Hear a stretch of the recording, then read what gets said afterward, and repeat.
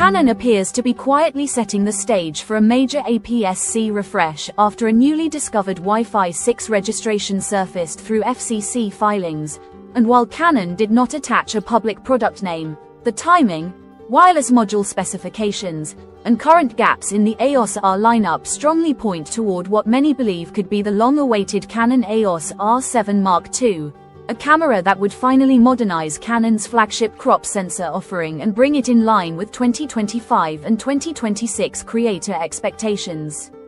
The registered unit supports dual-band 802.11 AX Wi-Fi 6, a feature Canon has historically reserved for higher-tier bodies such as the EOS R5 Mark II and the professional EOS R1, which immediately elevated speculation beyond an entry-level refresh and suggested a camera built for faster data throughput, improved wireless tethering, quicker cloud transfers, and more robust mobile workflows for photographers, videographers, wildlife shooters, sports shooters, and hybrid content creators.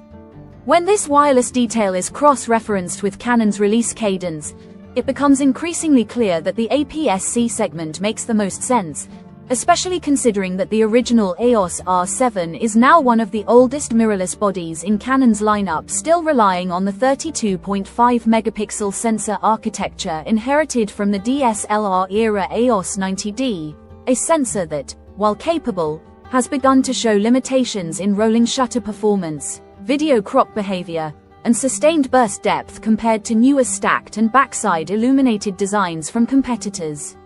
The appearance of Wi-Fi 6 alone hints at more than just connectivity improvements, because higher bandwidth wireless systems typically accompany cameras capable of generating larger volumes of data, which opens the door to speculation around a new APS-C stacked BSI sensor in the 32 to 34 megapixel range, significantly faster readout speeds, deeper buffers, and a noticeable jump in electronic shutter burst rates, potentially moving from the current ceiling into the 40 frames per second territory or beyond for wildlife and action photography. If Canon follows the same logic applied to its recent high-end bodies, a refreshed DIGIC processor or an evolved DIGIC-X variant would be required to manage faster sensor output, improved subject detection autofocus, more reliable eye tracking for animals and birds, enhanced low-light AF sensitivity, and better thermal efficiency for extended shooting sessions. Video is another area where the EOS R7 Mark II would need to step forward decisively, as the original model's cropped 4K 60 recording now feels dated alongside rivals like the Sony a6700, Fujifilm X-H2, and X-H2S, all of which deliver cleaner oversampling, more flexible frame rates, and stronger hybrid performance. An updated R7 could realistically introduce uncropped 4K 120, higher bitrate internal codecs, improved rolling shutter control, and potentially even an APS-C implementation of 8K 30 if Canon chooses to scale down technology already proven in its full-frame lineup, especially as oversampling pipelines and heat dissipation strategies continue to improve.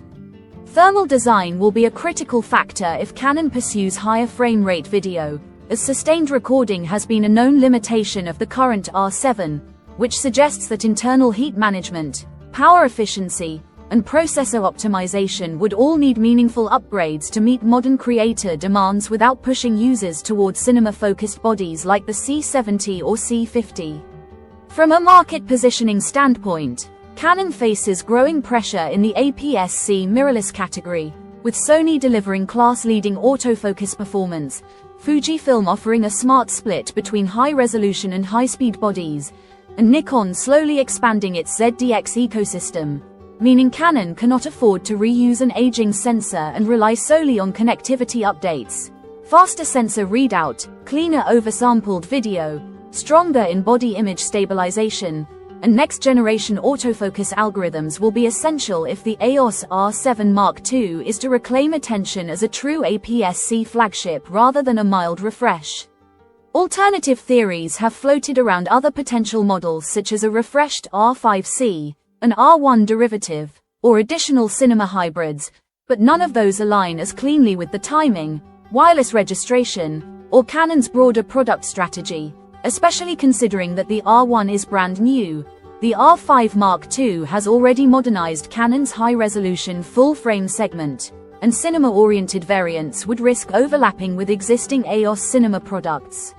Sales momentum also supports the APS-C upgrade narrative, as demand for the original R7 has cooled over the past year, driven largely by users waiting for a newer sensor, better video specifications, and a more future-proof hybrid tool that bridges photography, video production, wildlife shooting, travel content, and social media workflows without crossing into full-frame pricing. If the rumored launch window around early to mid-2026 holds true, Canon would have sufficient time to refine autofocus performance, optimize heat handling, enhance image stabilization, and deliver a camera that feels purpose-built for the next generation of hybrid creators rather than a stopgap update. When all the pieces are connected, the EOS R7 Mark II emerges as the most logical and strategically sound interpretation of this Wi-Fi 6 registration, offering the potential for faster shooting, improved video flexibility, stronger connectivity, and a smoother professional workflow in a compact APS-C form factor that appeals to photographers and videographers who want performance without the cost and size of full-frame systems. And while nothing is official yet, this development strongly suggests that Canon is preparing to finally modernize its APS-C flagship and make it feel truly ready for 2026 and beyond, which is exactly the kind of update many users have been waiting for.